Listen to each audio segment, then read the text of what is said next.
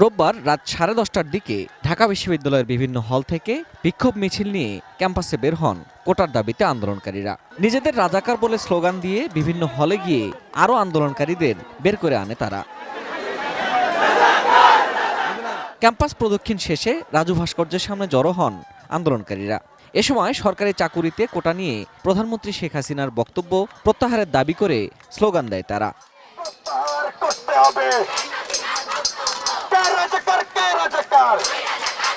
মুক্তিযুদ্ধের সময় এমন অনেকেই ছিল যাদের বাবা এখন জন্মগ্রহণই করেনি, তা আমাদের বাবারা জন্মগ্রহণ না করলে তারা যুদ্ধ করবেই বা কিভাবে? 50-52 বছর পরে এটা যে কত বড় একটা লজ্জাজনক ঘটনা, এটা আমাদেরকে ভাবতে হবে, আমাদেরকে আরও বেশি ভালো করে ভাবতে হবে।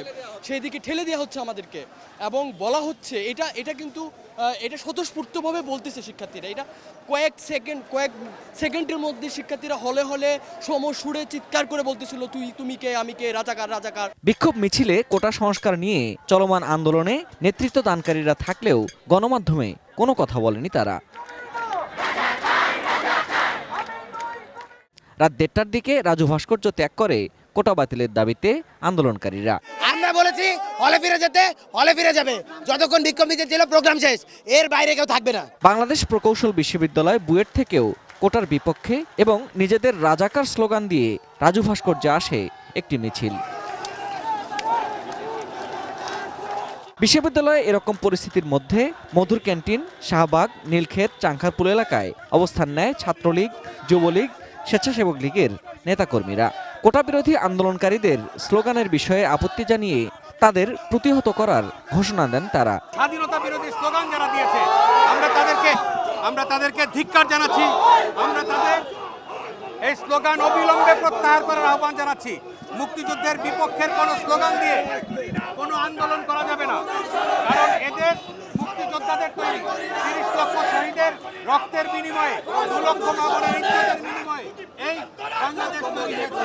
বাংলাদেশের বিরুদ্ধে, মুক্তিযুদ্ধের বিরুদ্ধে কেউ স্লোগান দিয়ে এদেশে কোনো রকম দাবি করার সুযোগ নাই। তাই অবিলম্বে তাদের এই বক্তব্য প্রত্যাহার করে নিতে হবে। তাদেরকে সুষ্ঠু আন্দোলন করতে হলে মুক্তিযুদ্ধের বিপক্ষে একটি কথা যদি বলেন, সারা বাংলাদেশের মুক্তিযুদ্ধের পক্ষের সকল শক্তি মুক্তিযোদ্ধাদেরকে সাথে নিয়ে আমরা মাঠে থাকবো এবং তাদেরকে প্রতিহত করব।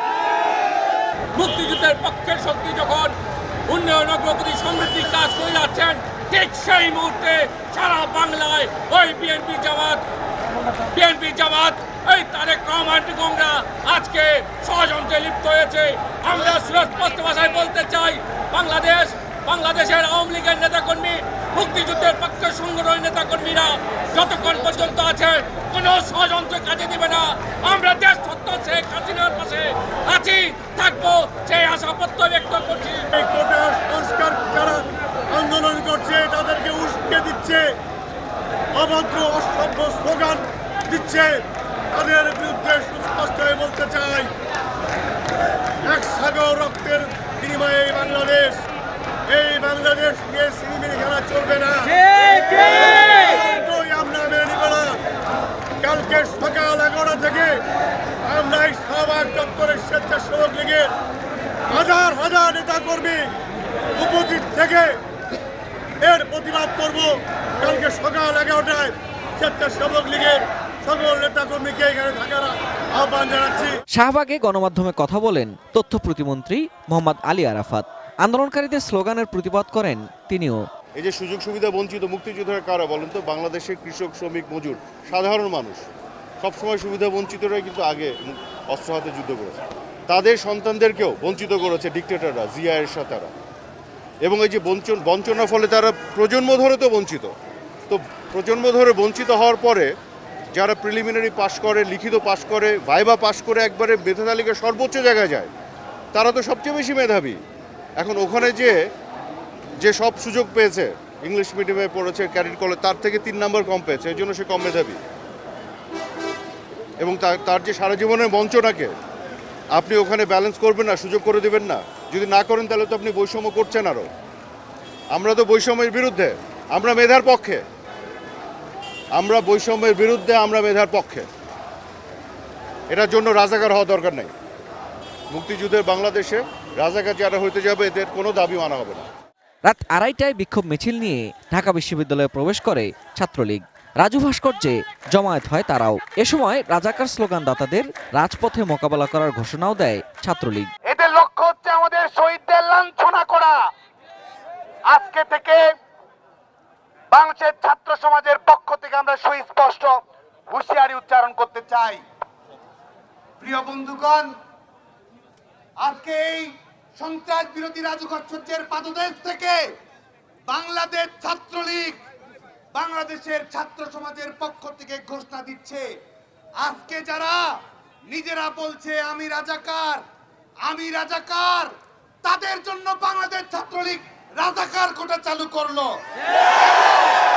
এবং যারা রাজাকার কোটার আওতাধীন তাদেরকে পাকিস্তানে পাঠিয়েই বাংলাদেশ ছাত্রলীগ, যেখানেই রাজাকার কোটার স্থাপকদেরকে দেখবেন সেখানেই দৃঢ় হস্তে প্রতিবাদ গড়ে তুলে তার আপন ঠিকানায় পাঠিয়ে দেওয়ার জন্য নেতাকর্মীদেরকে নির্দেশনা দেওয়া হচ্ছে। এবং একই সঙ্গে আমরা গণপ্রজাতন্ত্রী বাংলাদেশ সরকারের প্রতি আহ্বান জানাবো, যারা লাখো শহীদের রক্ত নিয়ে তামাশা করে, যারা গণহত্যার পক্ষে সাফাই গাওয়ার মতো কথা বলে, তাদের বিরুদ্ধে অনতিবিলম্বে জেনোসাইড ডিনায়াল ল চালু করতে হবে। যারা বলে আমি রাজাকার, তারা রাষ্ট্রদ্রোহী অপরাধ করেছে। এই পতাকার সম্মান তারা মাটির সঙ্গে মিশিয়ে দিয়েছে।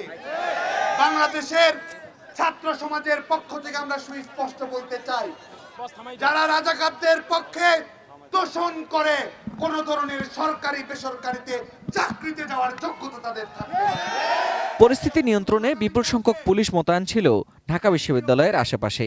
রাত 3:30টার দিকে শান্ত হয় ক্যাম্পাসের পরিস্থিতি। Ferdous Rahman, ATN news, Dhaka.